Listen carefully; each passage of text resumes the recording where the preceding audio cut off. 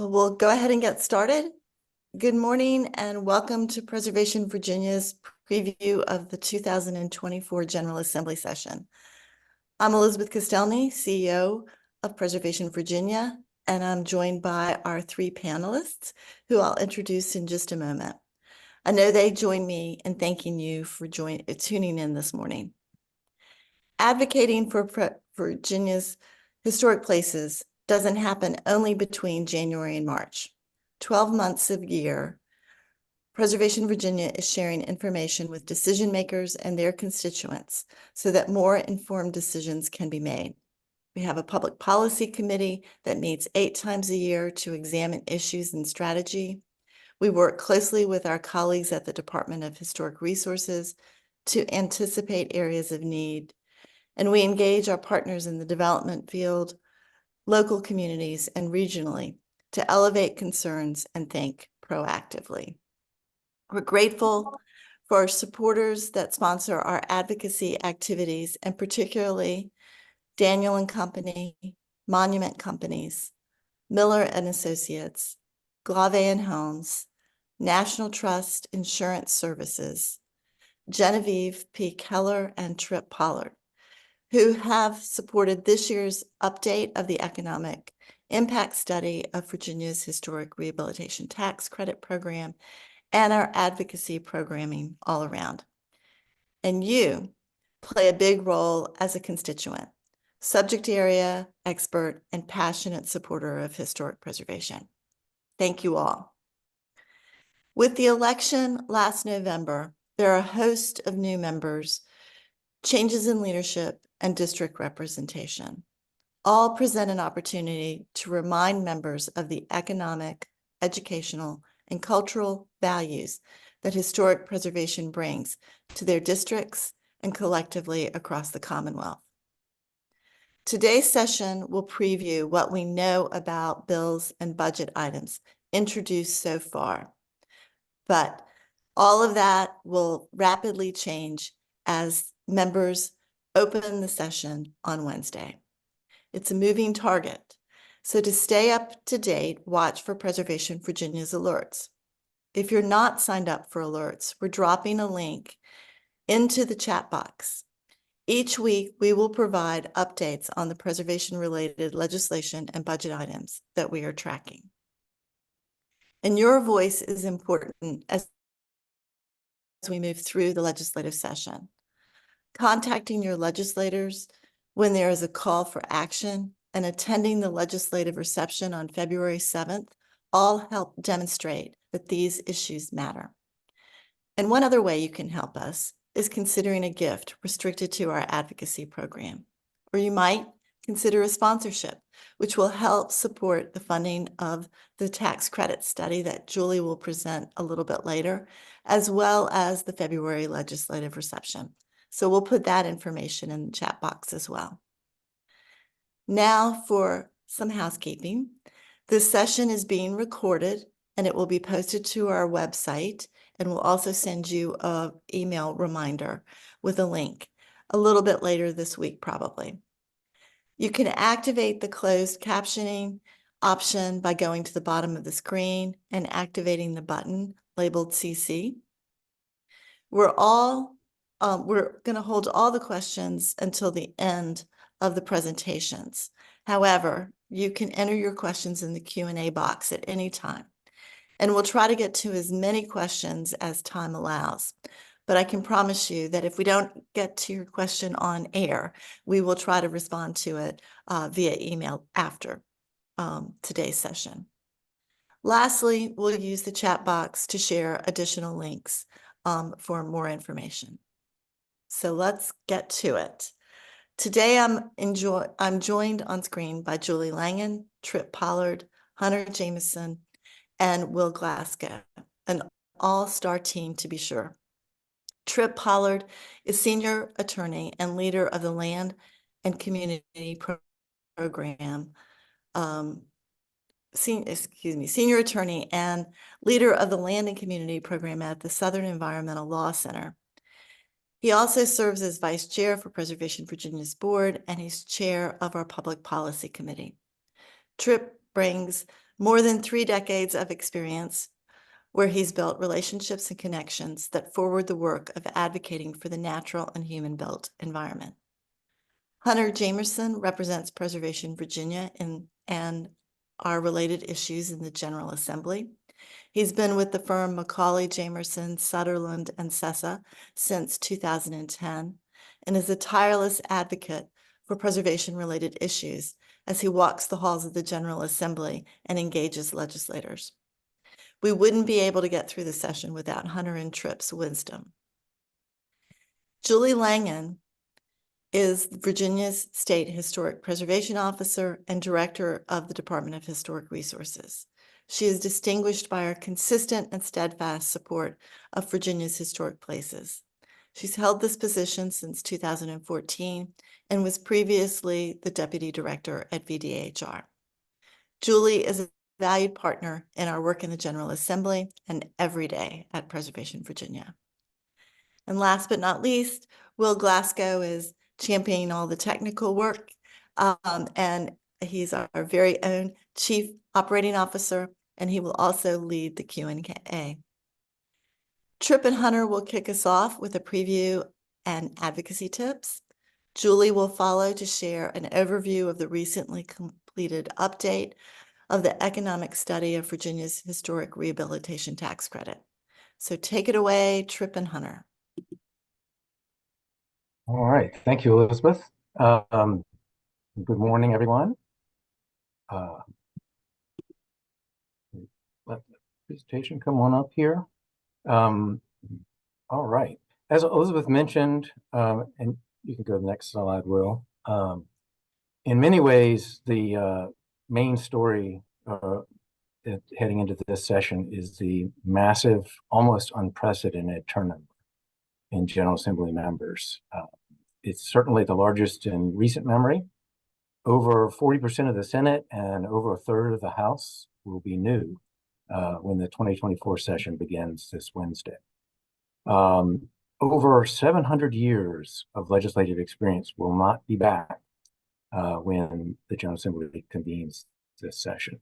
It's an incredible loss of institutional knowledge. A number of committees will see huge turnover. For example, Senate Finance and Appropriations, the Senate Money Committee, which is one of the most powerful committee, has seen almost all senior members of both parties leave between last session and this one. But this huge turnover also allowed a number of firsts, including for the first time in Virginia history, a Black lawmaker, Don Scott, will be the House Speaker. There's also going to be a new Senate majority as well as minority leader. Almost all new committee chairs in the Senate and all new committee chairs in the House. So just enormous turnover. So one of the main things, what this means for preservationists and for Preservation Virginia, is we will be doing a lot of education and relationship building this session, bringing all of these members up to speed on the critical preservation issues facing the Commonwealth. Next slide. If you could go back one. There we go. Before I get to the priorities for this session, just want to say a little bit about last session. Some of the accomplishments, Preservation Virginia supported bills that expanded and corrected some problems with the African American Cemetery and Graves Fund that restores and expands the eligibility of the graves under that program. Preservation Virginia also supported a bill that passed directing DHR to create a registry of Green Book sites and to designate on markers, historic highway markers, where those sites were located or are continued to be located. These were sites known to be safe for Black people traveling during the Jim Crow era. Budget was a huge football in the last session. We finally got one very much late in the game, and the provisions were kind of a mixed bag. There were some positive items and funding items for battlefield preservation, some other specific projects, including funding for archaeological work at Smithfield and the area like James Fort. So turning now to looking ahead for the upcoming session. We've got, as Elizabeth mentioned, there's a lot of bills haven't dropped yet. So we'll see what else is to come. But we know some of our top priorities will be defending and promoting the historic rehabilitation tax credit. This, as I think everyone who's on this webinar knows, is a cornerstone of preservation policy and projects throughout Virginia. We will, again, make sure it remains strong, and this is part of the education that Julie Langen will be talking a bit more detail in a moment, but it's a key area to promote and bring up to speed all these new legislators on just how important and effective this tax credit has been and continues to be. Another item that we thought we'd fixed last session is an inadvertent limitation on the relatively new BIPOC fund that has really pretty much made it difficult to award grants because it so narrowed it was in the budgets last session up to the last minute. We're still not quite sure what happened, but it didn't make it into the final budget, the fix to broaden what are eligible projects. But it is in the governor's proposed budget for the upcoming session will be considered, and we certainly hope they will fix it and get it right this time. Data centers, also very hot issue. Preservation Virginia has been involved and is part of a coalition. There are going to be a variety of bills this session, but Virginia needs an approach to citing these developments and also better evaluating and addressing some of the energy grid and environmental impacts, as well as historic preservation impacts of these proposals. We're going to be entering, and General Assembly will pass a new 2-year budget this session. So there's going to be a lot of discussion about budget items. We'll see what gets all submitted, but one of the, among others, we'll be looking at our battlefield preservation, which is key to protecting both historic resources and open space. And also some funding for Jamestown. If you turn to the next slide, Will. Every year, Jamestown is losing land area for a variety of reasons, from sea level rise to increased rainfall, rising groundwater, and it's really creating a serious threat to the continued operation of Jamestown, as well as to the invaluable and irreplaceable resources there. Next slide. So Preservation Virginia and its subsidiary, Jamestown Rediscovery Foundation, have been working with engineering firm VHB to develop a strategy to address these problems. Don't need to read everything on this site, but it's a pretty comprehensive effort, and the first phase is going to be very expensive. And so we'll be seeking funding from the General Assembly in the budget to support priorities of rescue, archaeology, and conservation in inundated areas, as well as some of the steps we need in advance of permitting for the projects themselves. And next slide. So I'll turn it over with that to Hunter to talk a little bit about the process for the session. Thank you, Trip. And good morning, everyone. Happy birthday to Elizabeth, by the way. We're very pleased for our fearless leader. We'll spare you singing, Elizabeth. But I'm going to cover our process for the 2024 legislative session.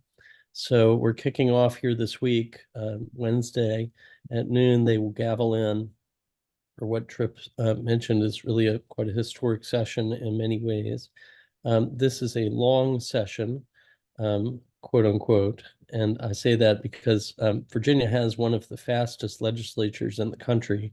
We start earliest, we finish earliest, but this year we're slightly longer than last. In even number years, the General Assembly goes 60 days by custom. In odd number years, it goes 45 days. So we're anticipating a expeditious 60-day session that will wrap up March the 9th. So as Tripp mentioned, committee members remain unclear. We have a good sense of the committee chairs at this point, but it won't be until the speaker announces the composition of the members during the first floor session on Wednesday, when we will really know who it is we're dealing with on a lot of these committees. And that leads to, I think, the key point for me on our advocacy platform today is the desperate need for your engagement with the legislators this year, because we do have a very novice legislature. Tripp mentioned the tremendous longevity that's been lost.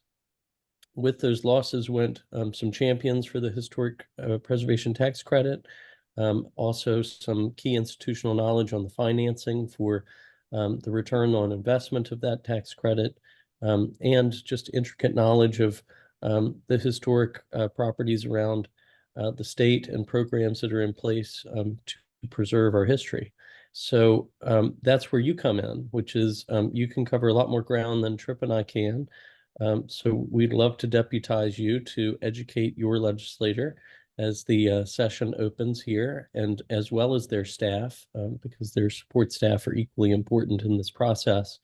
Get them up to speed on Preservation Virginia, its mission, its priorities, and we'll be communicating through our action alerts weekly, detailing opportunities for you to promote our mission and our priorities to the General Assembly. Next slide, Will. Thank you.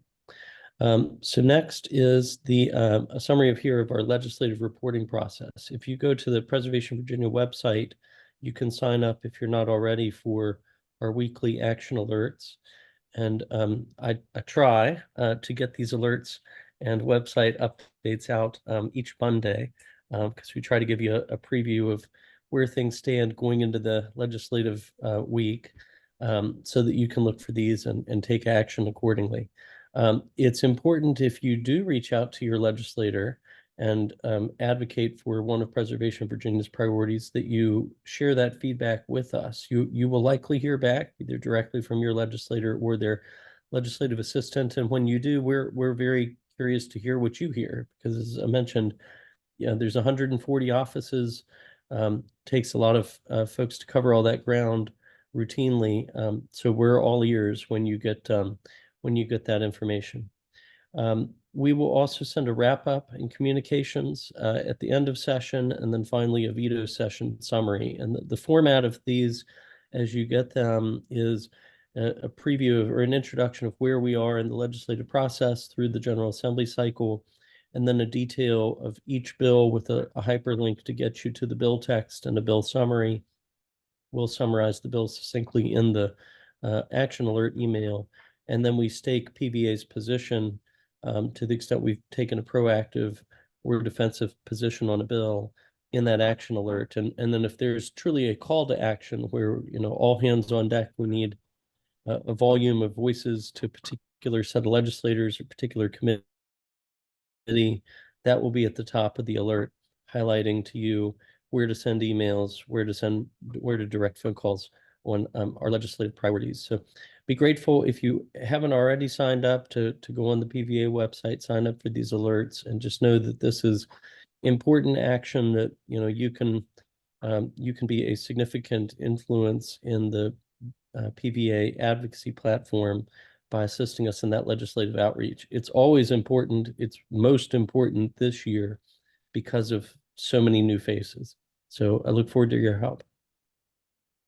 Thanks, Hunter. And Will, if you could advance the next slide. So just to reinforce what Hunter said, urge you all to get involved. Can really use your help, especially with so many new members.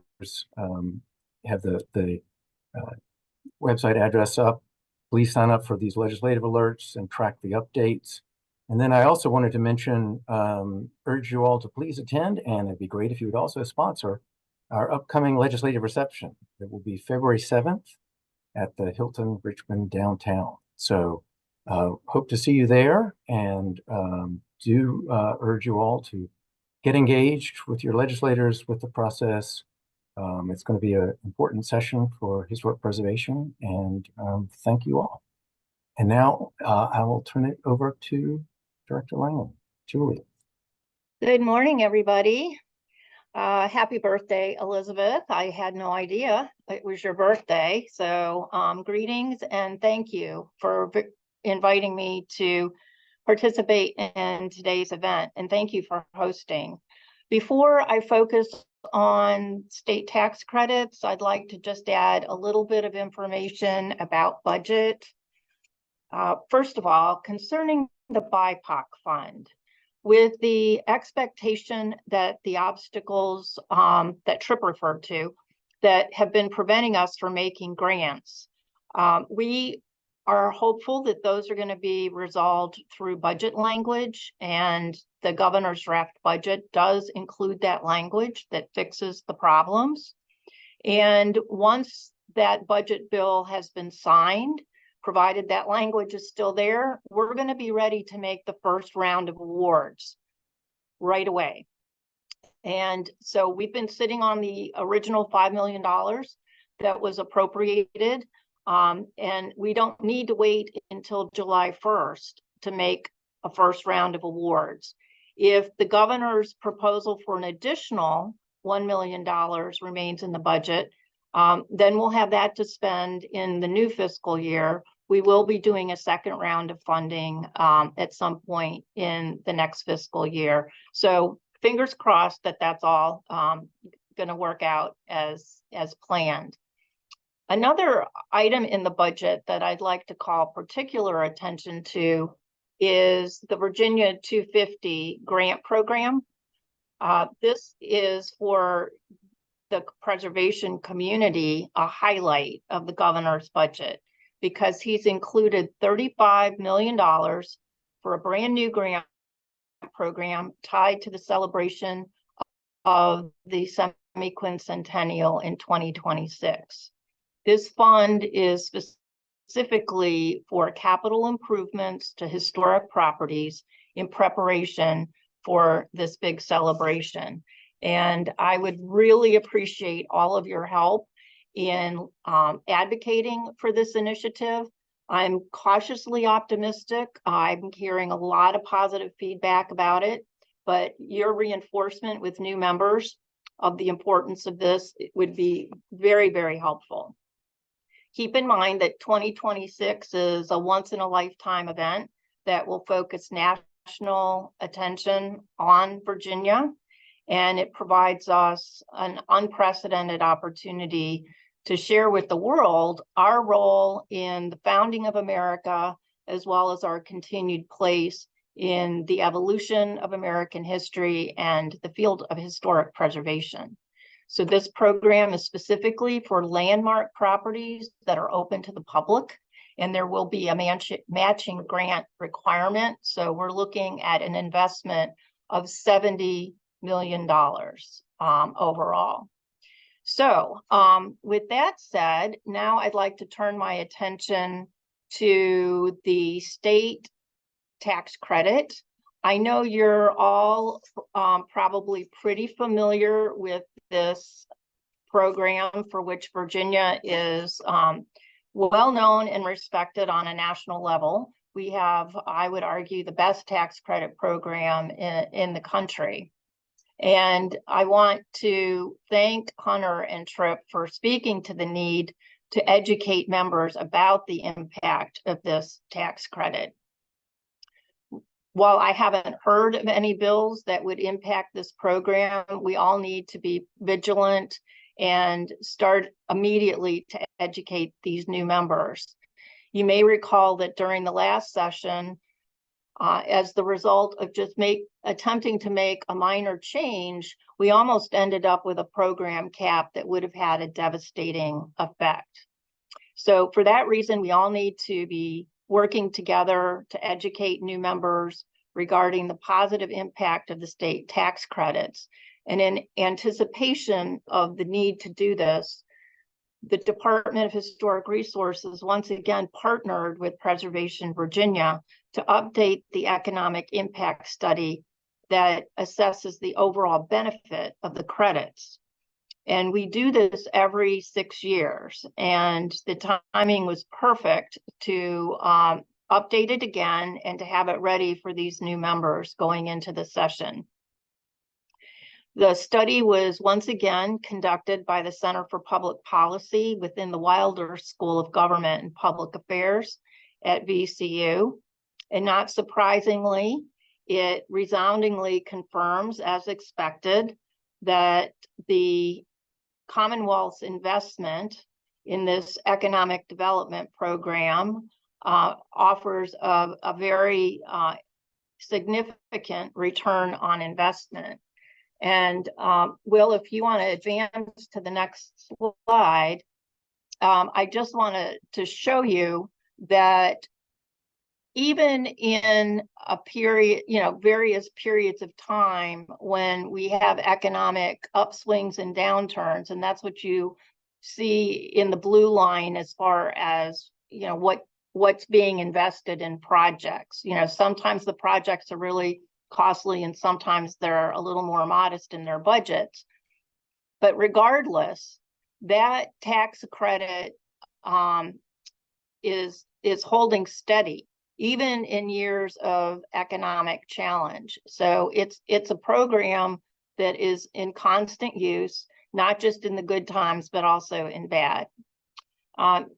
Next slide, please, Will. I also wanted to show you that even though some people think of this tax credit as one that is only used in urban areas, that is not borne out by this study. In fact, we have great statewide distribution. And as more and more projects have been completed in urban areas, developers are looking outside Richmond and Norfolk and Roanoke. And they are going into smaller communities, and sometimes these projects have an even bigger impact in smaller communities. Next slide, please. So the just completed study measures the total economic impact in terms of output, job creation, and fiscal impacts attributed to the state credit program. And it also addresses the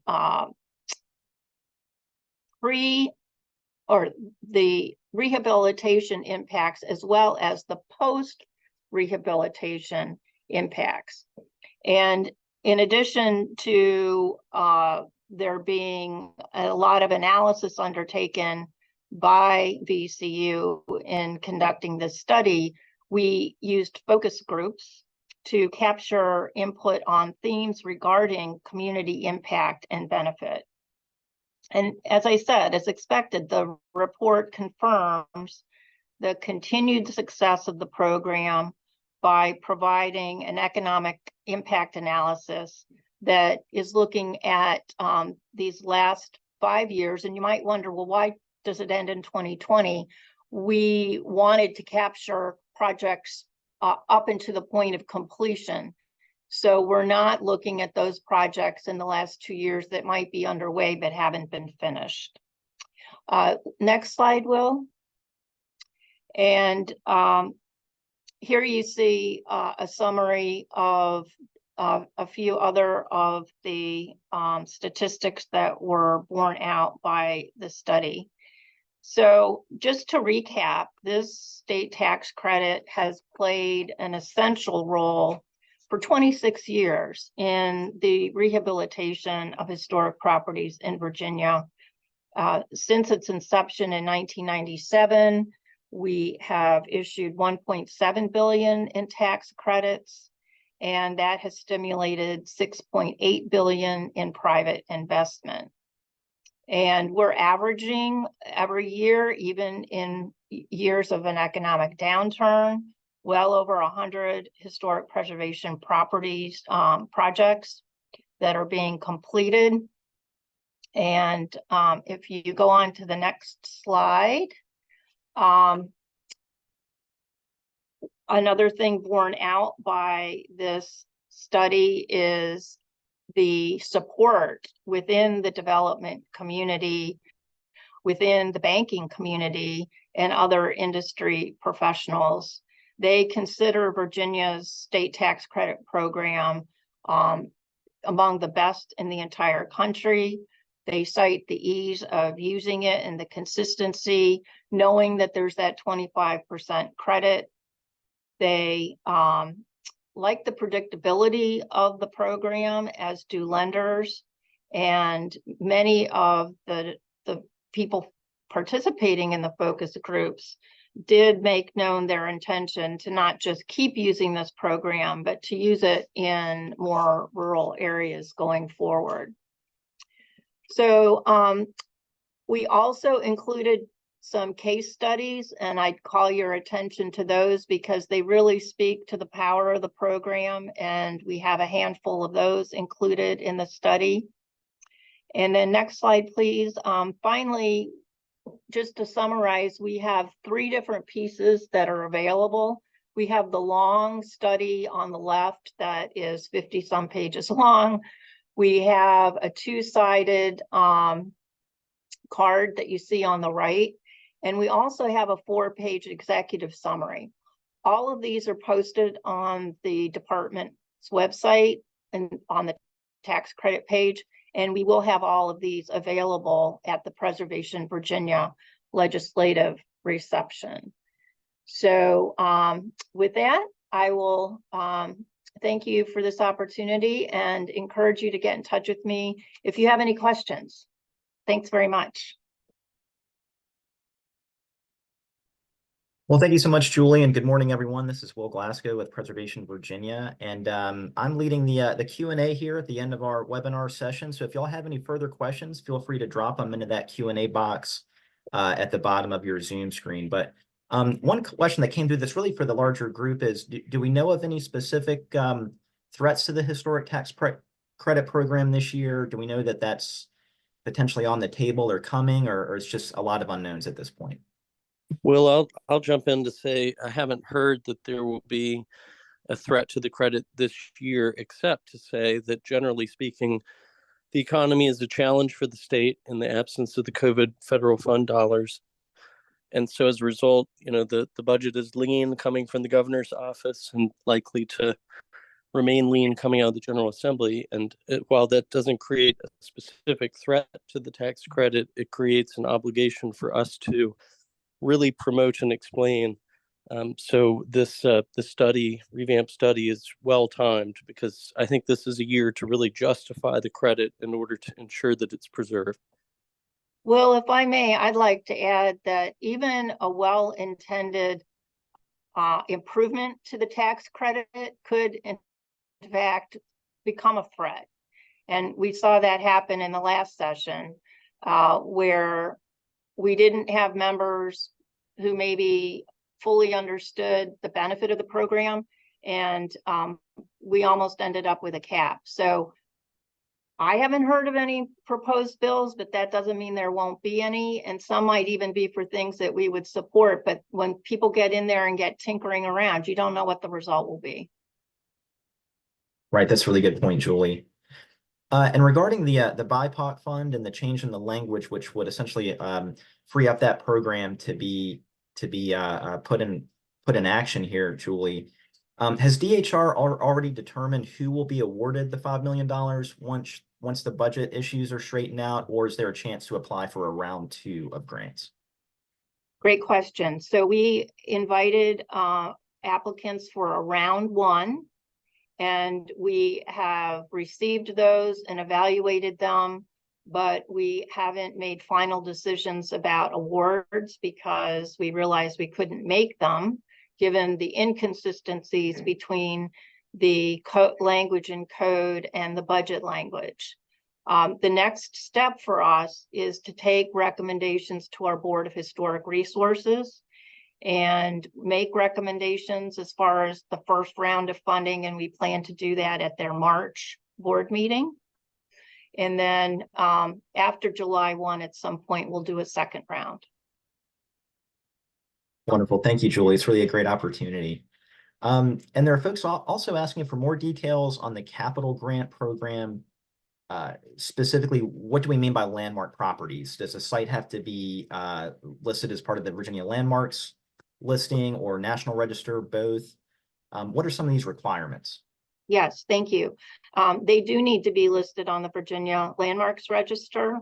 The criteria for evaluating these grant applications will address the significance of the resource, whether or not it is, it will be a requirement that it be open to the public, but what sort of opportunities does it offer to the public to learn about our history? Is the project ready to go? Is it shovel ready? Because we want these projects to be finished in time for the uptick in visitation that we're all expecting to see, even before 2026, but definitely during that year. Wonderful. And here's a question about historic tax credits and green energy credits. Are there any connections, or are HRTCs tied to energy related credits in any way in terms of solar energy or HVAC improvements? What is that relationship like, if there is one? There isn't a direct relationship, though there are projects that take advantage of both. We do see projects that have energy efficiency as a part of their objectives, and the National Park Service has come out with additional guidance on how to incorporate energy efficiency into projects. So we do see it and we do encourage it. Wonderful. And finally, there's a specific question about Fort Wool down in Hampton, Virginia. There's a budget amendment about some capital improvements to Fort Wool, which could result in the site being more accessible to the public. And the question is that something we would support at Preservation Virginia, or push as part of our legislative agenda this year?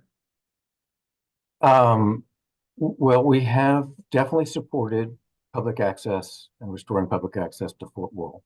And Fort Wool was, in fact, placed on Preservation Virginia's most endangered list in the past. So our committee has not met to vote on specific budget items yet, but we have supported public access in the past, and I think we will continue to do so. Sure. Certainly, having Fort Wool on our most endangered list, it's something that we'll always be working to find a solution for. Once something goes on our list, it never comes off, so to speak. So we'll keep working towards that end. But that is all of the questions we have today. Speakers, y'all have anything else you'd like to add? I'll just say, just came in on the chat. We will be making available a recording of this presentation that will have the slides. I know that was a question that was just asked. And Sure, thank folks, you this is everyone for your birthday greetings. That's right. Happy birthday, Elizabeth. Thanks for doing this today. But this will go up on Preservation Virginia's YouTube channel, and will also be embedded on both our website and DHR's website, this recording. Probably later this week, but we'll get that up. Well, I just saw a question, someone asking whether or not DHR could use some advocacy around staffing. I didn't mention it, but there are a couple of additional positions for DHR in the governor's budget. And yes, the answer is yes, we definitely need help with that. That's not, the most exciting part of a budget, new positions, but for DHR, it actually is enormously important, because with each of these new programs, and you've seen us acquire new programs over the last few years, and we may have a new program focused on Virginia 250, that really taxes our capacity. We're trying to stand up new programs and manage them responsibly, usually without any additional staff. So yes, please help us advocate for those positions. There's a lot of ground to cover in Virginia. There's a lot of historic sites, and I'm sure DHR could use a few more hands towards that. Well, with that, Elizabeth, did you have any final parting words for our group here? We had a good crowd this morning. No, I want to thank everybody for attending, and please do mark February 7th on your calendar to come to Richmond. That's an important date. And also, if you're coming to Richmond, call your senator and your delegate and say you're going to meet them at the Preservation Virginia legislative reception. That goes a long way to getting folks there. as Tripp mentioned and Will's alluded to, as well as Julie, there are lots of issues that are happening this year in the General Assembly, and we are only just now, you know, and there's still bills being filed. I think the budget amendments are due on Friday, so there's a lot to comb through. So be on the lookout for our first legislative alert. It will be comprehensive in nature, whereas today we touched on some of the important things, but certainly not everything. So we look forward to seeing you in Richmond. We will be in touch with our legislative alerts, and thank you so much for supporting Virginia's historic places. Thanks, everybody. Have a great week.